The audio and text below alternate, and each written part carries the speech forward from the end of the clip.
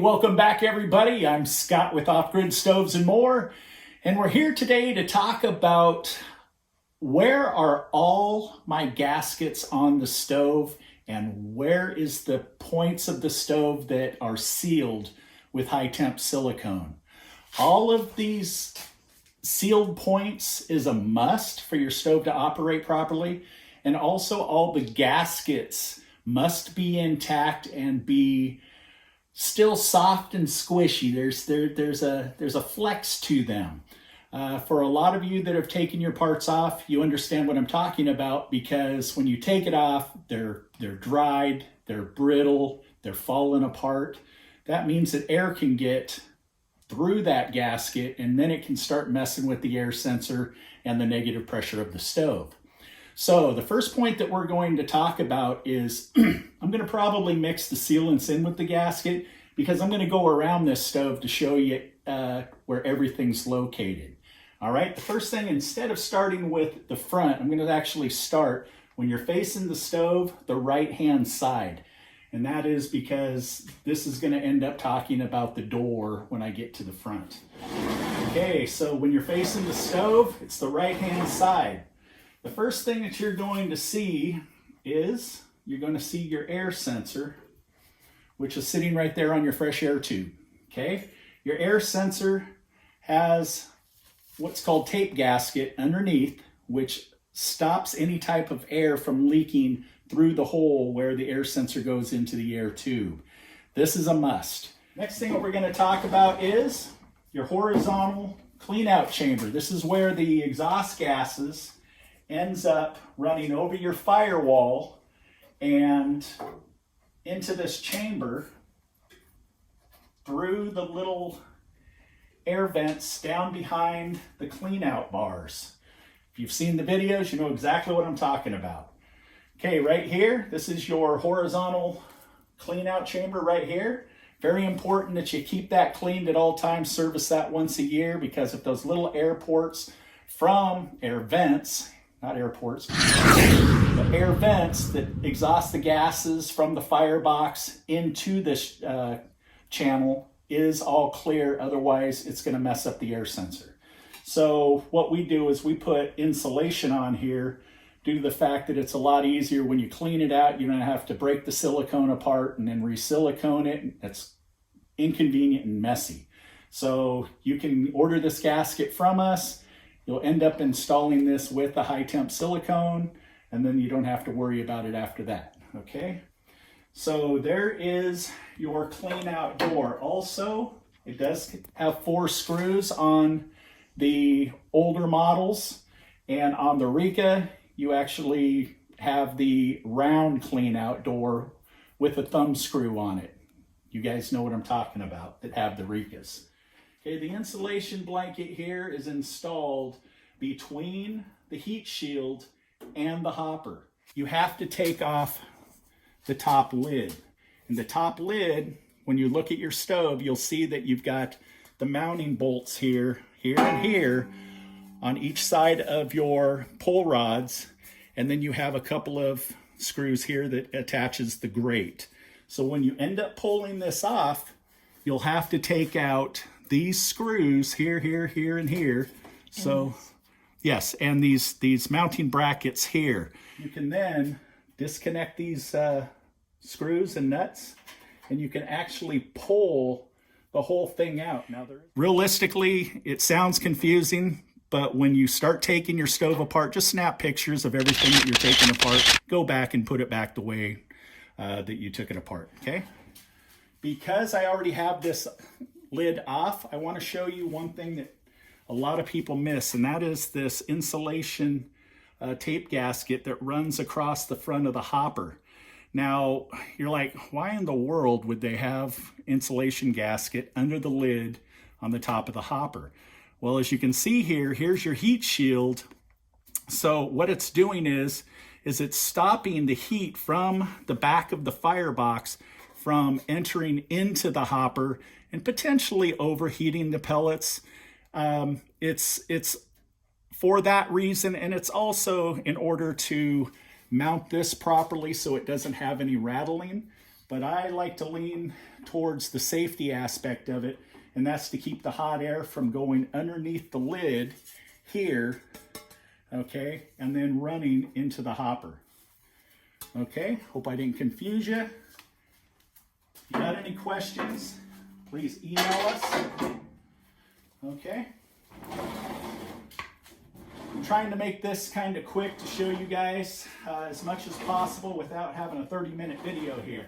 This is your auger shaft, and this is your mounting bracket. This auger goes up inside, all right, and it ends up being sealed on the inside of the plate here.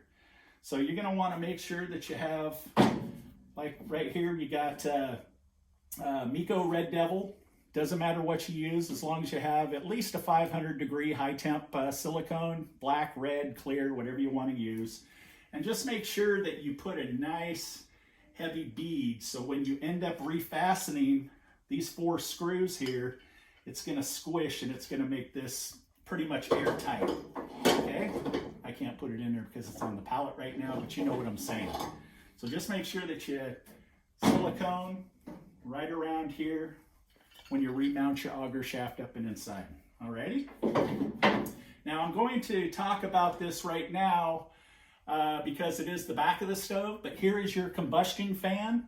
And you Austroflamm owners understand that you have your adapter that is on here. You want to make sure that your adapter is sealed to the combustion fan, and where it connects to the pipe, make sure that you have it silicone. So meaning that your pipe is silicone to your combustion fan.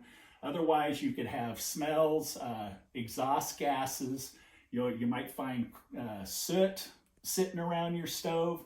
With this being forced air, any soot, smoke, and smells is going to find any leak in the pipe. That's the reason why you want to make sure that you end up siliconing your pipe joints together also.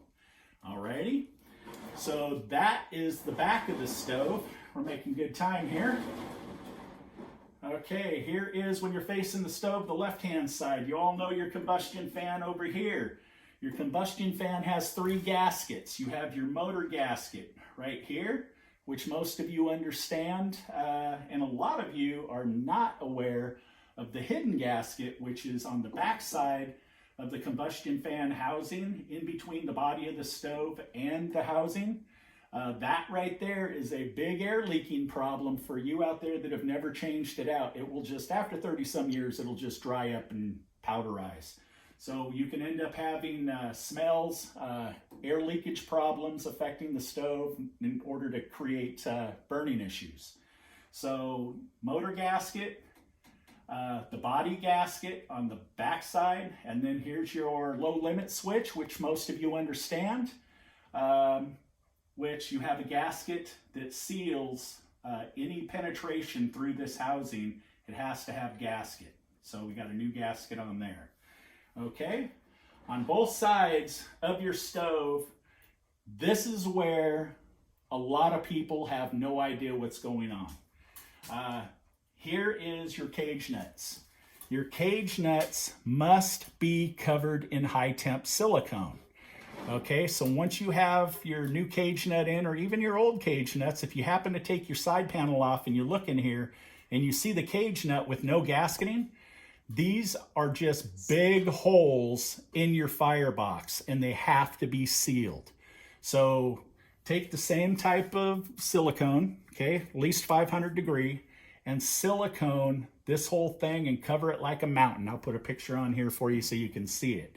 So you've got that side, and as you can see here, these are not siliconed in, but you've got 4 points here which need to be sealed.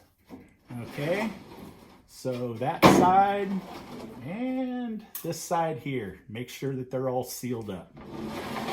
Okay, let's move into the front of the stove. The front of the stove, really the only thing inside the firebox, not talking about the door, is your, I'm going to show you this peach, because this is kind of a good discussion topic here.